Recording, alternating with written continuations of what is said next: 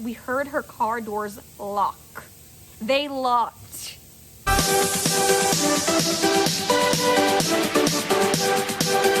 Hi guys, welcome back to my channel. My name is Cher. If you guys are new here, I make lifestyle videos and all that fun stuff. So if you guys are here for the first time, welcome. So today's video is going to be about my first ever paranormal experience. And it's so weird to say that, like, because a little background on me, I'm a Christian. I grew up in the church and I never really had any experiences that were paranormal related. And I just never expected something like this to actually like happen to me, or for me to actually experience something like this. So this is like something that happened to me about 6 years ago. And I used to work at a Christian camp through my church, and it was in the mountains in Georgia. And it was about 2 hours away from my house. So it was like in the mountains, away from everything. And they were probably the best experiences of my life. I loved working at camp, guys. It like still is number one, like my favorite experiences as far as life experiences. I had so many friends, and it was just amazing. Like the culture there, just the friendships, the socialization, and of course my spiritual experiences with God. It was just phenomenal, guys. Wouldn't change it for the world. Loved every second of it, and I would do it all over again, but I'm a little too old for that, you know. So anyways, let's back to the story, right? Okay, so a little bit about working at camp. So how it works is I was a counselor, and basically what would happen is we would have kids that came on Monday, and they would stay for a whole week, and then they would leave on Saturday morning. Yeah. So they would come Monday morning and leave Saturday morning. So therefore they were there for a week. So my co-counselor and I, so there's two counselors to one cabin, and or one side of the cabin, and we had 18 kids between the two of us. We had 18 kids, right? So it's 2 adults, 18 kids. Just a little background. Now, what we would do after the kids leave on Saturday, because we lived on campus, obviously, it's for a whole summer. We lived there for the whole summer. And we would live on campus, and every single weekend we would be able to leave. So we would be able to sign, as soon as the last child leaves, we have to wait till the last child leaves from all the different cabins. And then once they leave, we were able to sign out. We had to like sign out on a sheet, and we were able to leave for the weekend and do whatever we wanted to do, basically. Well, not whatever, but you know, within like guidelines and stuff like that. But like you can go home to see your family, you can go explore the town around. And where we were was, the exact location was Jasper, Georgia. So if anybody knows Georgia or has been to Jasper, you know it's a very mountainous area. It's beautiful. We were right there below Sharp Top Mountain. It was just beautiful, guys. Absolutely gorgeous. And so a lot of people would go out and explore the neighboring towns and all that fun stuff. So one weekend there was this really sweet Christian girl that worked with us that year. And I'm not going to say any names or anything like that. Actually, I did kind of reach out to some of these people that I still had numbers for, and got no response. So I'm assuming their numbers have changed. All the messages sent green.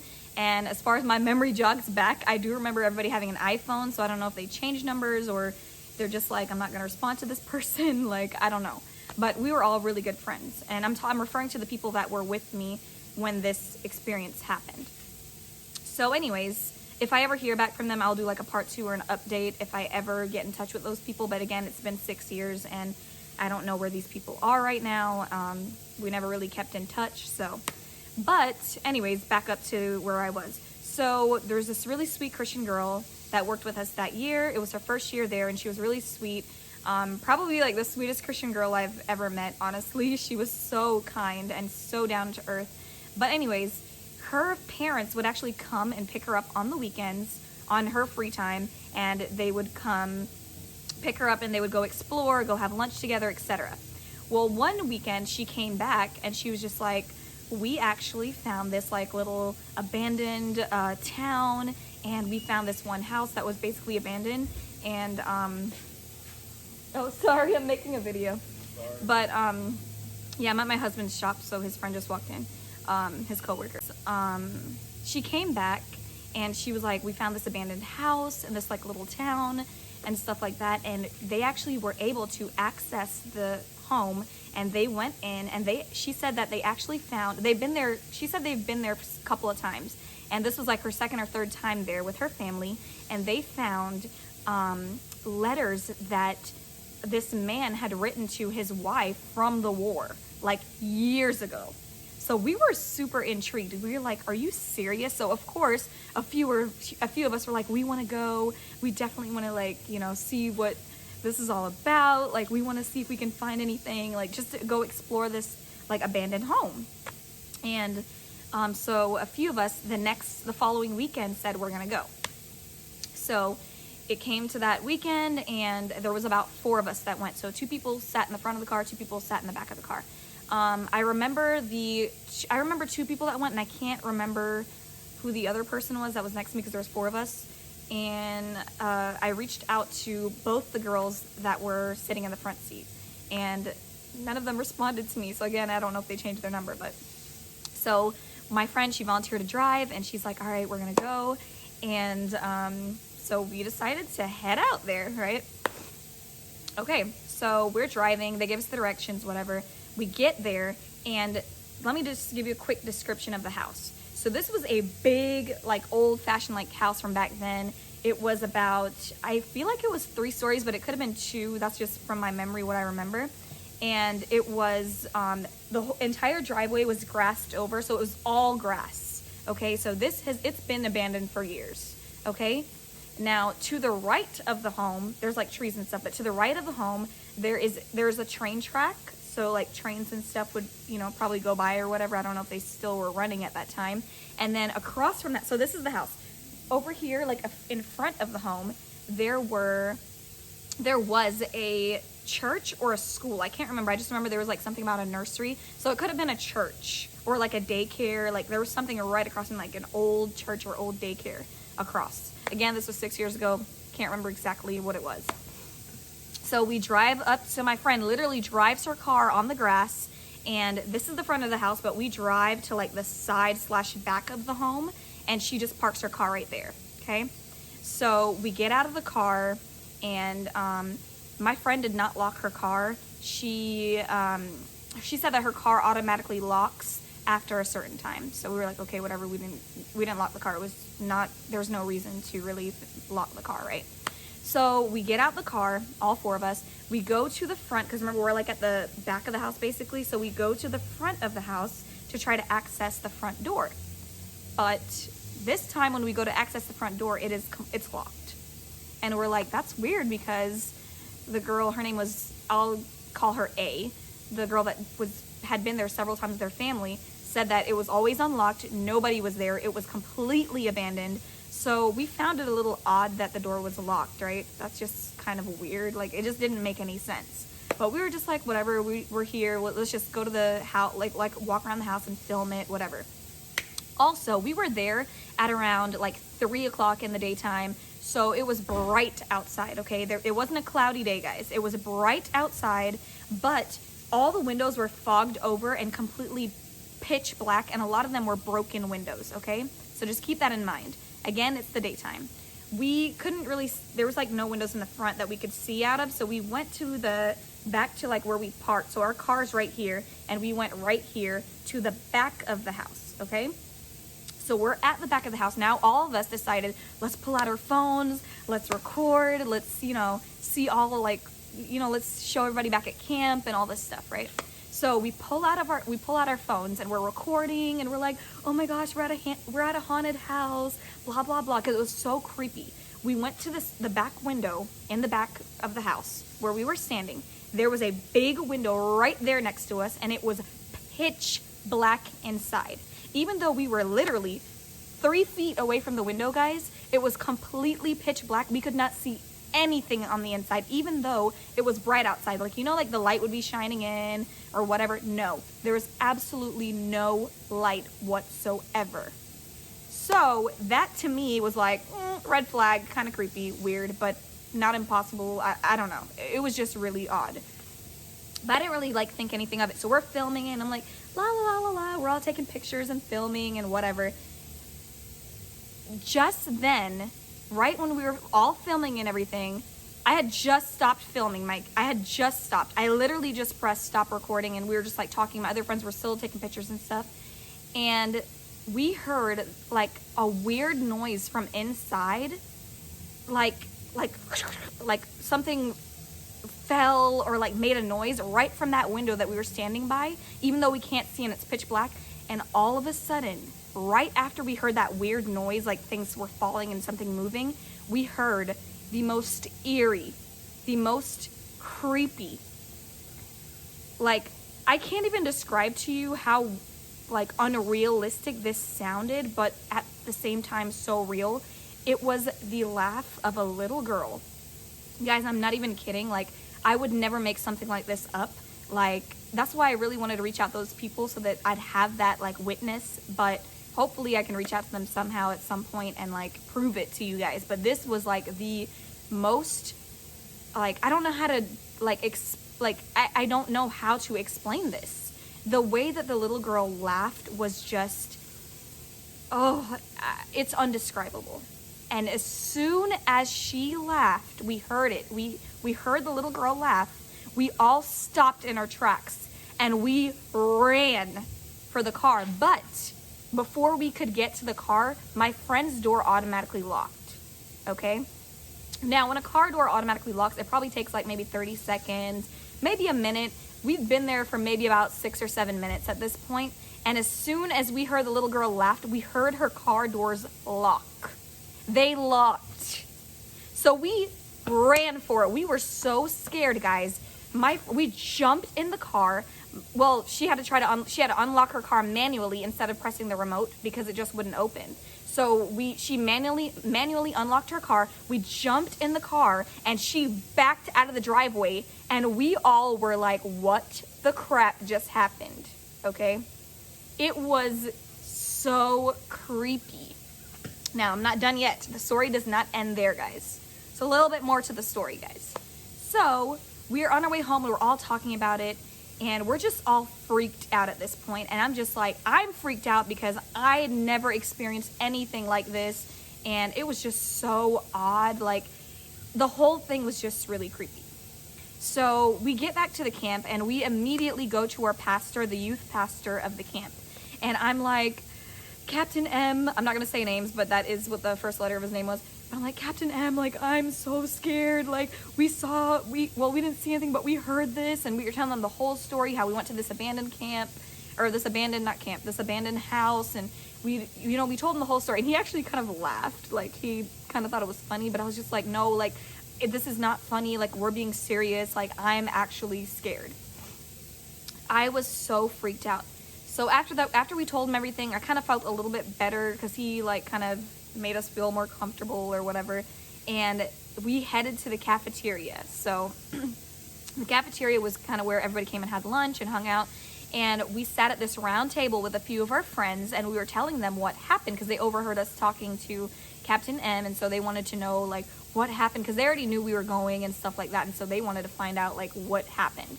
So a lot of them immediately assumed we were making this up, but then we pulled out our cameras and our phones and our pictures and things like that. This is where it gets a little weird. So I'm showing them all the pictures and videos. We're talking about what happened.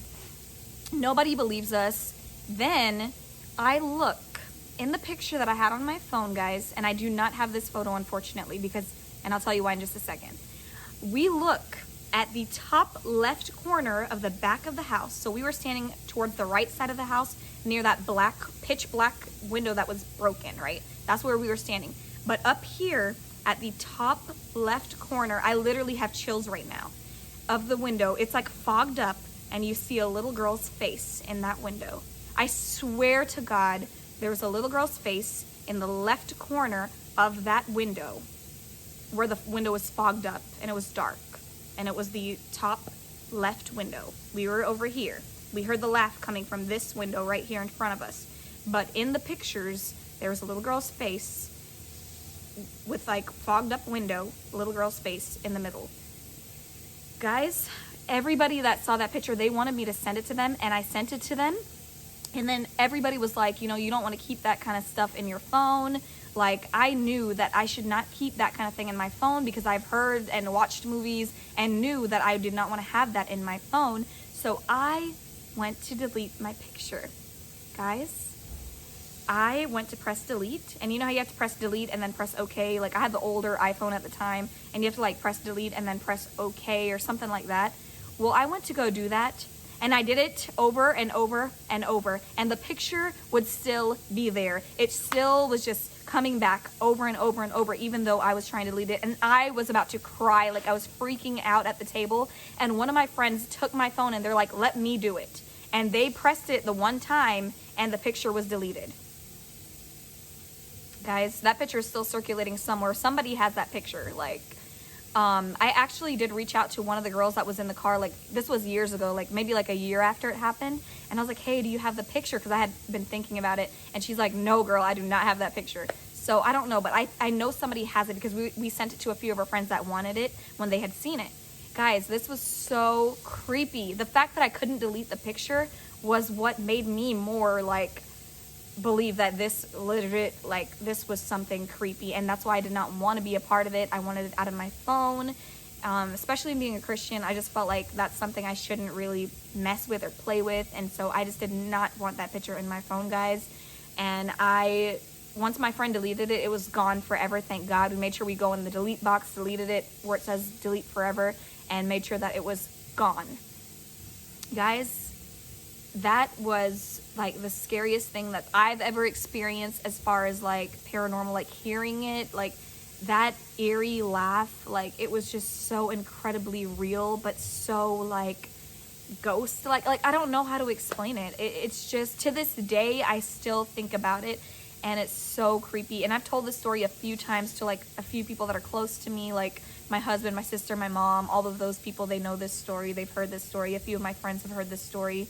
And it's just something that I will never forget. Like, and the fact that that house was next to a train track, I wished at the time I was smart enough to, well, maybe I'm glad that I didn't actually, but like I wanted to kind of like go back now and kind of find the house. I've actually tried researching old abandoned houses in Jasper, Georgia to try to find it. It was about 15 to 20 minutes from our camp. So if anybody like at all knows what I'm talking about or has been there or has like heard stories about it, or anything like that, like, or knows what I'm talking about. I don't know the name of the town. Again, I tried reaching out to those people. Nobody responded to me. So I really, really wanted to kind of know or look back on the history of that house to see, like, did something actually happen there? Like, I don't know. And like the thing is, I don't have any social medias. I don't have a Facebook. I don't have an Instagram, nothing. Like, I deleted all of those years ago. Just because they're toxic and I don't really necessarily need that stuff. But guys, it's just like insane to me, the fact that this like actually happened. And I wonder, like, I still kind of wonder, like, what happened? Like, was there really a little girl that maybe could have passed away in that house? But I'm glad now, like, that I think about it, that I didn't dabble into it at that time, because again, those things can kind of attach themselves to you and you don't want to be a part of that.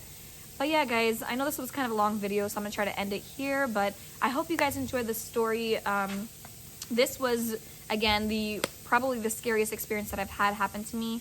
And like, now when little things happen to us in my apartment, I kind of like get freaked out, because I'm like, now I kind of believe that there is a possibility that these things are like real. Like, so because there's been a couple things that happened, but we just play it off. We're just like, nope, it was just something that happened by accident, and we're just like, you know, forget about it, whatever.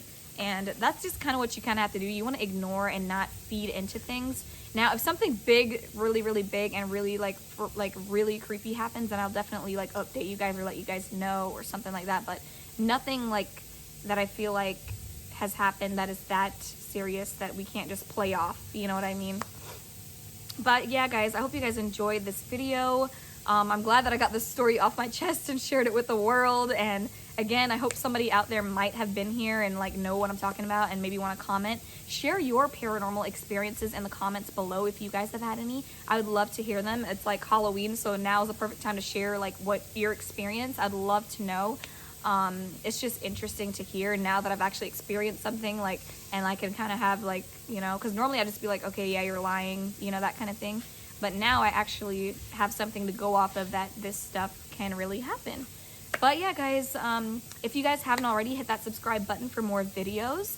Hit that thumbs up button, and definitely comment below again what your experiences are. I'd love to know. And as always, stay beautiful, stay blessed, stay you, and I will see you guys in my next video.